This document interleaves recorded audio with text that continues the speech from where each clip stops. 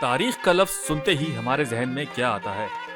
جنگ و جدل، آگ اور خون کا کھیل، لاشوں کے ڈھیر، لوٹی گئی دولت کے انبار، شہروں کی تباہی اور بربادی اور اسی طرح کے دوسرے مناظر جو ہماری نظروں کے سامنے گھوم جاتے ہیں۔ لیکن کیا تاریخ صرف لڑائی بھڑائی کا ہی نام ہے؟ افسوس کی بات ہے کہ تاریخ کو کچھ اسی طرح پڑھایا اور سمجھایا جاتا ہے جیسے یہ انسانوں کی نہیں بلکہ وحشی جانوروں کی تاریخ ہے جنہیں لڑنے بھڑنے سے ہی فرصت نہیں۔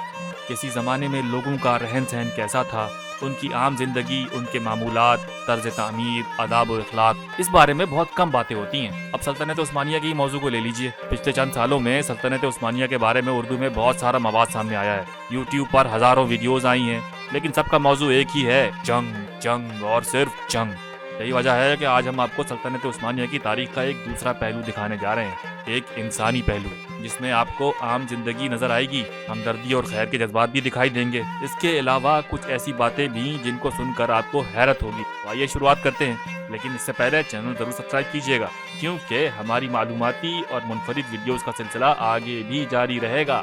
موجودہ ترکی کی ثقافت پر سلجوق اور عثمانی کلچر کی بہت گہری چھاپ ہے۔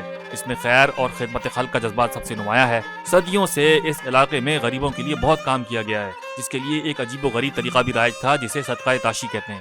اس کا مطلب ہے صدقے کا پتھر۔ یہ مختلف مقامات پر لگایا گیا ایک ستون ہوتا تھا جس میں ایک سوراخ کیا جاتا تھا۔ امیر لوگ اس سوراخ میں صدقہ ڈال دیا کرتے تھے۔ جب کسی غریب کو پیسے درکار ہوتے تو وہ اس ستون میں ہاتھ ڈال کر اپنی ضرورت کے مطابق رقم لے لیتا اور باقی چھوڑ دیتا۔ اس ستون کو کچھ یوں بنایا جاتا تھا کہ دور سے دیکھنے والوں کو پتہ ہی نہیں چلتا کہ یہ شخص پیسے ڈال رہا ہے یا نکال رہا ہے۔ یوں ضرورت مندوں کی سفید پوشی کا بھرم بھی قائم رہتا اور وہ کسی کے آگے ہاتھ پھیلانے اور شرمندگی بچھانے سے بھی بچ جاتے تھے۔ کیا دنیا میں ایسی کوئی دوسری مثال ہے؟ عثمانیوں کی ایک اور منفرد عادت تھی مقروض لوگوں کے قرض ادا کرنا۔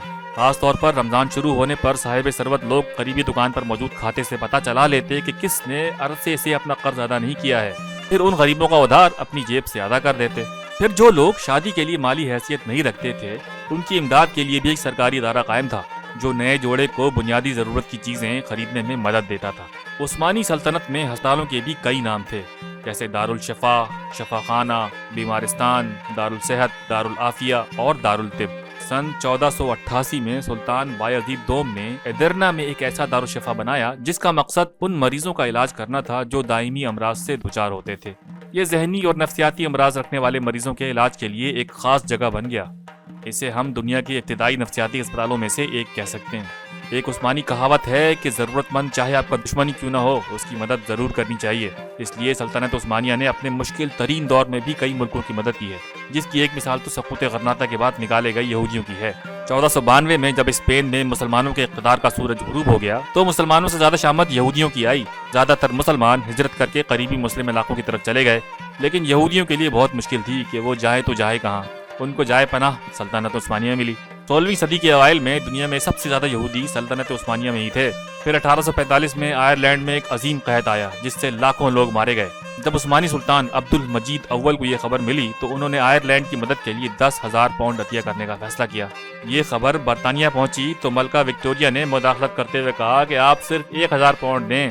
ایسا انہوں نے اس لیے کیا کیونکہ انہوں نے خود صرف 2,000 پاؤنڈ بھیجے تھے۔ اس لیے سلطان نے بھیجے تو 1,000 پاؤنڈ ہی، لیکن ساتھ ہی غیر اعلانیہ طور پر خوراک اور اجناس سے لدے 5 بحری جہاز بھی بھیج دیے۔ برطانیہ نے ان جہازوں کو روکنے کی کوشش تو کی لیکن ناکام رہا۔ اس زمانے کے 10,000 پاؤنڈ آج کے حساب سے 8 لاکھ پاؤنڈ یعنی 17 لاکھ امریکی ڈالر بنتے ہیں۔ عثمانی معاشرے میں خیر و فلاح کا دائرہ محض انسانوں تک ہی محدود نہیں تھا، بلکہ جانور بھی اس میں شامل تھے۔ مثلاً 15ویں صدی میں سلطنت عثمانیہ میں ایسے کئی ادارے قائم تھے جو آوارہ کتوں اور دیگر جانوروں کو خوراک فراہم کرنے کا کام کرتے تھے۔ اس کے علاوہ سخت موسم یا خشک سالی میں جنگلی جانوروں کے لیے گوشت، اناج، نمک، پرندوں کی خوراک اور پانی کی بھاری مقدار بھی مختلف مقامات پر رکھی جاتی تھی۔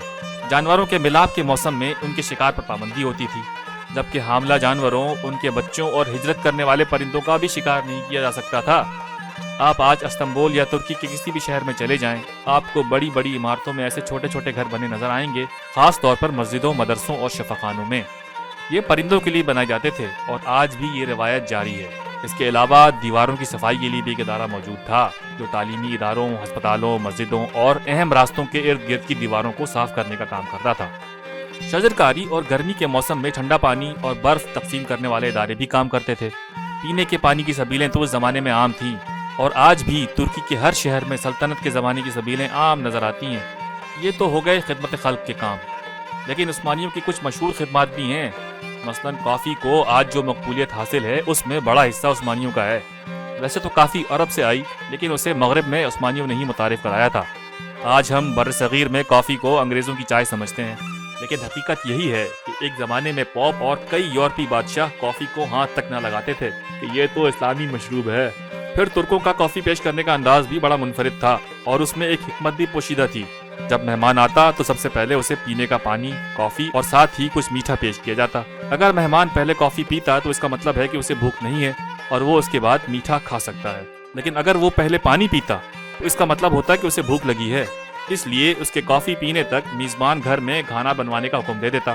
صرف کافی ہی نہیں بلکہ عثمانیوں نے یورپ میں اور بھی بہت کچھ متعارف کروایا، مثلاً گل لالا، جس کو انگریزی میں ٹیولپ کہتے ہیں۔ آج یہ پھول دیکھتے ہی سب کے ذہن میں ہالینڈ آتا ہے، لیکن بہت کم لوگ جانتے ہیں کہ ہالینڈ میں گل لالا اصل میں سلطنت عثمانیہ سے ہی آیا تھا۔ ترک یہ پھول وسط ایشیا کے میدانوں سے اپنے ساتھ لائے اور 1000 عیسوی میں اس کی باقاعدہ کاشت کا آغاز کیا۔ یہاں سے یہ پھول 16ویں صدی کے آخر میں ہالینڈ پہنچا اور یہاں کے امیر طبقے میں مقبول ہو گیا۔ بتایا جاتا ہے کہ یہاں گل لالا کے پہلے 1550 پودے استنبول سے ہی لائے گئے تھے۔ یہی نہیں، موسیقی کی دنیا کا ایک بڑا نام زلدیان بھی دراصل ترکی سے نکلا ہے۔ یہ ادارہ 1621 میں عثمانی دارالحکومت استنبول میں بنایا گیا تھا اور اس کا کام تھا سلطنت عثمانیہ کے فوجی بینڈ کے لیے آلات بنانا۔ 1623 میں اسے شہر کے نواح میں اپنا کاروبار کرنے کی اجازت ملی۔ 19ویں صدی تک یہ ادارہ استنبول میں ہی قائم رہا۔